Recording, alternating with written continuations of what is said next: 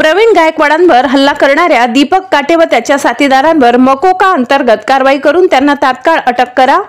जालन्याच्या मराठा क्रांती मोर्चाचं जिल्हाधिकाऱ्यांमार्फत मुख्यमंत्र्यांना निवेदन। प्रवीण गायकवाडांवर हल्ला करणाऱ्या दीपक काटे व त्याच्या साथीदारांवर मकोका अंतर्गत कारवाई करून त्यांना तातडीने अटक करा अशी मागणी जालन्याच्या मराठा क्रांती मोर्चा आणि समविचारी संघटनांनी केली। 13 जुलै रोजी अक्कलकोट येथे संभाजी ब्रिगेडचे प्रदेशाध्यक्ष प्रवीण गायकवाड यांच्यावर दीपक काटे आणि त्याच्या साथीदारांनी शाई फेकून त्यांच्यावर हल्ला केला। या प्रकरणाचा जालन्याच्या मराठा क्रांती मोर्चा आणि समविचारी संघटनांनी निषेध केलाय। एवढी गायकवाड यांच्यावर हल्ला करणाऱ्या दीपक काटे आणि त्यांच्या साथीदारावर मकोका अंतर्गत कठोर कारवाई करण्याची मागणी मराठा क्रांती मोर्चा आणि समविचारी संघटनांच्या पदाधिकाऱ्यांनी केली। आज जालन्याच्या मराठा क्रांती मोर्चा आणि समविचारी संघटनांच्या पदाधिकाऱ्यांनी जिल्हाधिकाऱ्यांची भेट घेऊन त्यांना आपल्या मागण्यांचे निवेदन सादर केले। आज आम्ही मराठा क्रांती मोर्चा व सकल मराठा समाजाच्या वतीने या ठिकाणी जिल्हाधिकारी यांना मागणी केली की जे आज संभाजी ब्रिगेडचे नेते आता संबंध बहुजनांचे नेते एखादी संघटना किंवा बहुजन म्हणण्यापेक्षा मानव धर्म जोपासण्यासाठी सतत अविरतपणे कार्य करणारे प्रवीण दादा गायकवाड, त्याचबरोबर आमचे मराठा महासंघाचे विभागीय चिटणीस आतिश गायकवाड यांच्यावर जो भ्याड हल्ला झाला आणि या हल्ल्याचे जे आरोपी आहे त्यांच्यावर याआधी सुद्धा अनेक गंभीर स्वरूपाचे गुन्हे, त्यांना तात्काळ अटक करून त्यांच्यावर कठोर शासन झालं पाहिजे, मोकोका सारखे गुन्हे दाखल झाले पाहिजे।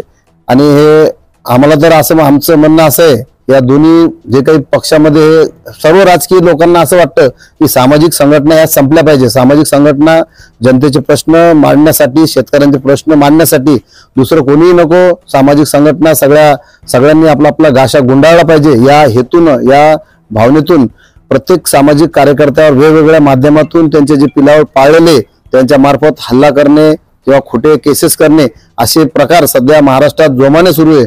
म्हणून आमची आपल्या माध्यमातून एक विनंती राहील, ज्या संघटना अधिकृत आहे, ज्यांचे रजिस्ट्रेशन झालेले आहे, ज्या संघटना पारदर्शकतेने आणि प्रामाणिकपणे ज्या नोंदणीकृत प्रशासनाकडे त्यांची नोंद आहे, अशा सामाजिक कार्यकर्त्यांचा जसा आमच्या पत्रकार बांधवांचा त्यांच्यावर हल्ला झाला तसा कायदा आहे, तर त्याचप्रमाणे सामाजिक कार्यकर्त्यांचा सुद्धा हल्ला जो होत आहे त्यांच्यासाठी सुद्धा सेपरेट कायदा झाला पाहिजे अशी मागणी आज आमच्या सर्वांच्या वतीने करत आहोत।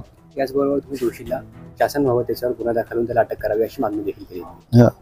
आज आम्ही जिल्हाधिकारी साहेबांमार्फत गृहमंत्री देवेंद्र फडणवीस साहेब यांच्याकडे अशी मागणी केलेली आणि आज शांततेने निवेदन दिलेले आहे। यानंतर जर ह्या आरोपीवर कडक शासन झालं नाही किंवा हे आरोपी असेच मोकाट सुटत गेले तर आम्हीच नाही तर संबंध चळवळीत काम करणारे, मग ते कोणत्या विचाराचे असो, कोणत्या जातीचे असो, संबंध चळवळीतले कार्यकर्ते एक दिवस रस्त्यावर उतरतील याचा मोठा आक्रोश होईल।